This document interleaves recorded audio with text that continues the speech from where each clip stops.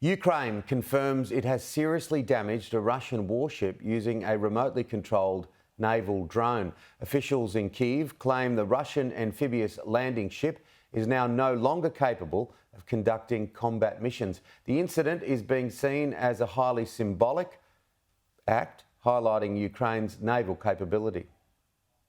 Carving through the water, the unmanned naval drone heads through the gloom towards its target.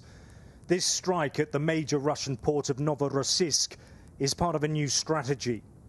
The fact this warship is hundreds of miles from Ukrainian-controlled territory will cause significant alarm in Moscow.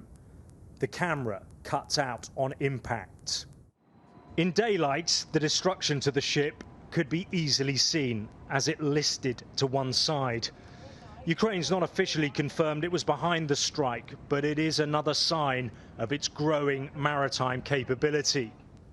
This satellite imagery appears to show oil spilling out of the stricken landing vessel. The Russian Ministry of Defense has denied there was any damage and claims it repulsed the attack. A lot of the cruise missiles that have been fired at the grain silos in Odessa and fired at schools and hospitals are coming from Russian ships of the Black Sea Fleet. We saw their flagship destroyed earlier on in this war. It now seems that Ukraine has the ability to take the war to these battleships in their own backyard.